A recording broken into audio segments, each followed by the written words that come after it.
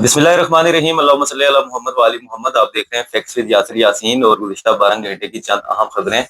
और एक गुजारिश के चैनल को सब्सक्राइब जरूर कीजिए और वीडियो पर अपनी राय लाजमी दीजिए। अगर वीडियो पसंद आए तो उसे अपने दोस्तों के साथ लाजमी शेयर करें। आपको बताएं कि आज़ाद कश्मीर के इंतखाबात 7 इंतखाबी हलकों के अलावा तमाम इंतखाबी हलकाजात में हो चुके हैं और जिसमें मुस्लिम लीग नून को वाज़िया बरतरी जो है वो हासिल है।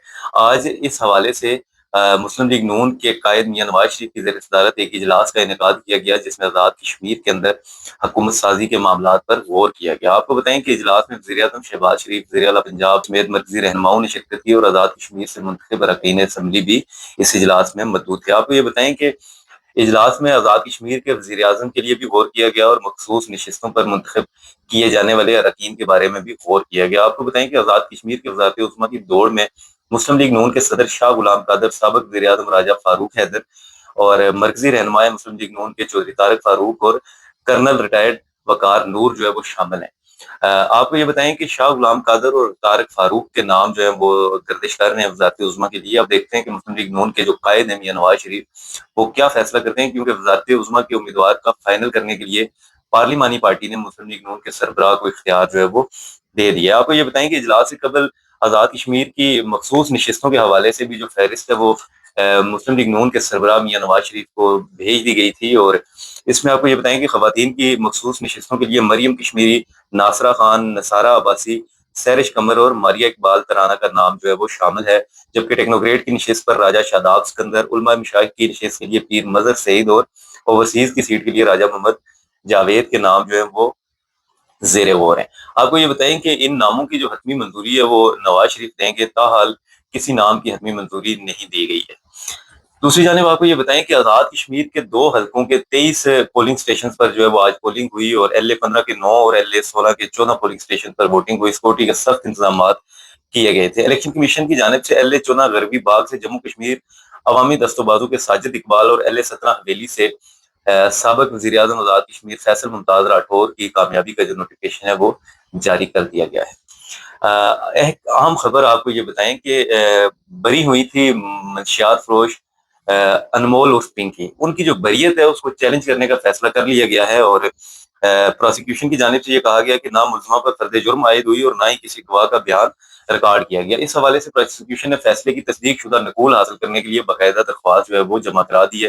प्रोसिक्यूशन ने कहा कि अनमोल उर्फ पिंकी की बरीयत समझ से बालातर है, ना मुल्ज़मा पर फर्द जुर्म आयद हुई, ना ही किसी गवाह का बयान रिकॉर्ड किया गया।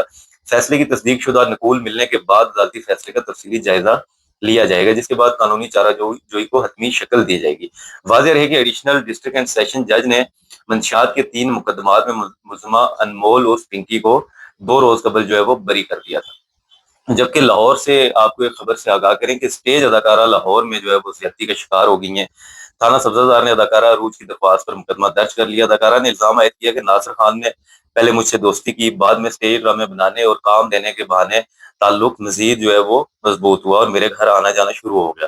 ताल्लुक का फायदा उठाते हुए मुल्ज़िम मुझे अपने घर ले गया, वहां नशा व जूस पिलाकर मेरे साथ ज्यादती की और मेरी बहाना वीडियो बना ली। अब मुल्ज़िम वीडियो वायरल करने की धमकियां दे रहा है और मुसलसल ब्लैकमेल कर रहे हैं।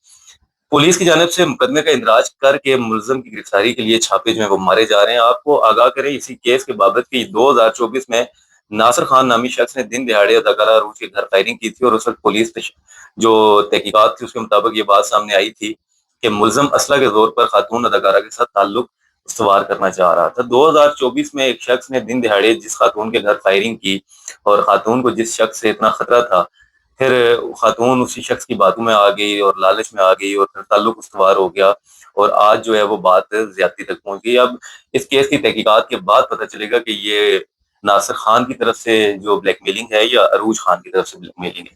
उसके अलावा आपको ये बताएं कि गुड्स ट्रांसपोर्ट की हड़ताल का 8वां रोज था आज और मुल्क भर में एशिया की तरसील बरामदात व दरामदात के जो कंटेनर हैं वो रुके हुए हैं। गुड्स ट्रांसपोर्ट के मुताबिक योमिया 10,000 कंटेनर जो है वो पोर्ट से निकलते हैं। मुल्क की मीशत को 50 अरब का नुकसान हो चुका। सदर गुड्स ट्रांसपोर्ट मलिक शहजाद अवान ने कहा कि वफाकी वजीर बहरी अमूर से मुज़ाकरात कामयाब है, ताहम वफाकी हुकूमत वजारत मवासलात, फिनांस और पेट्रोलियम से मुतल्लक कोई पेशरफ्त नहीं हुई। बाकी तमाम मुतालबात पर डेडलॉक बरकरार है और अपने मुतालबात के हल होने तक ये हड़ताल जो है इसे जारी रखा जाएगा। اسلام آباد پولیس کو 14 سال بعد جو ہے وہ نئی گاڑیاں مل گئی ہیں، اور وفاقی وزیر داخلہ نے ہزاروں نئی بھرتیوں کا جو ہے وہ اعلان کر دیا ہے۔ نقارہ گاڑیوں کے ساتھ جدید پولیسنگ کا تصور ممکن نہیں، اور اسلام آباد میں تقریب کا انعقاد کیا گیا جس میں وزیر داخلہ محسن نقوی نے گاڑیوں کی چابیاں جو ہے وہ متعلقہ حکام کے حوالے کی۔ وزیر داخلہ نے اس موقع پر اپنے خطاب میں یہ کہا کہ وقت کے مطابق ضروریات پوری کر کے ہی مطلوبہ نتائج حاصل کیے جا سکتے ہیں۔ نئی گاڑیوں سے پولیس کا رسپانس ٹائم جو ہے وہ بہتر ہوگا، عوام کی جان و مال کے تحفظ کے لیے تمام ضروری وسائل فراہم کیے جائیں گے۔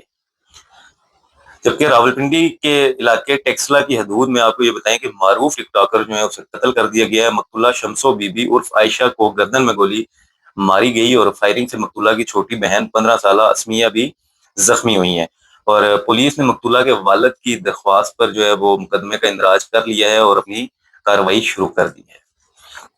اور وفاقی وزیر دفاع ہے خواجہ محمد آصف، جو کہ اپنے دبنگ انداز بیان کی وجہ سے شہرت رکھتے ہیں۔ آج انہوں نے کیا کہہ دیا آپ کو بتائیں کہ آج انہوں نے سارا ملبہ جو ہے وہ بیوروکریسی پر ڈال دیا ہے، اور افسر شاہی کو آج انہوں نے لتاڑتے ہوئے جو باتیں کی ہیں وہ واقعی سننے کے قابل ہیں۔ لیکن افسر شاہی کو یہ اختیارات کس نے دیے، افسر شاہی کو اتنا مضبوط کس نے کیا؟ یقیناً اسی پارلیمان نے اور انہی عوامی نمائندوں نے جو قانون سازیاں کرتے ہیں۔ آپ کو بتائیں کہ خواجہ آصف نے در حقیقت کہا کیا؟ بیوروکریسی اصل حکمران ہے، کسی نے ان کا احتساب نہیں کیا۔ 78 سالہ ملکی تاریخ میں سیاستدانوں سمیت دیگر حکمران طبقات کا احتساب تو ہوا، مگر بیوروکریسی کو کبھی جواب دہ نہیں کیا گیا۔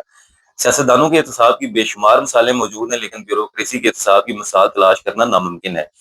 ماضی کے ایک بیوروکریٹ حکمران کا حوالہ دیتے ہوئے خواجہ آصف نے کہا کہ وہ سیاستدانوں کے منہ پر ان کے لیے انتہائی نازیبا الفاظ استعمال کرتے تھے اور سیاستدان اسے برداشت کرتے تھے۔ گزشتہ 78 سالوں میں بیوروکریٹس کو وزراء مشیروں کے طور پر شمار کیا جائے تو ان کی تعداد بھی بہت زیادہ بنتی ہے۔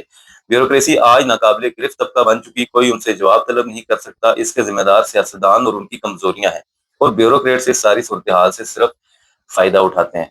اس میں کوئی شک نہیں جو خواجہ آصف نے کہا کہ بیوروکریسی ہی اس ملک کی اصل حکمران ہے اور اس ملک کی اصل طاقت ہے، کہ جب کروڑوں کی گاڑیوں میں آپ جا کر تو ٹماٹروں کے ریٹ چیک کریں گے، مرغی کے ریٹ چیک کریں گے تو وہ کوئی بات بنتی نظر نہیں آئے گی۔ یا جب آپ گاڑی سے اتریں گے تو 2 افراد آپ کی گاڑی کا دروازہ کھولیں گے اور ایک چھتری لیے کھڑا ہوگا، تو یہ آپ عوام کی خدمت نہیں کر رہے، آپ محض پروٹوکول انجوائے کر رہے ہیں۔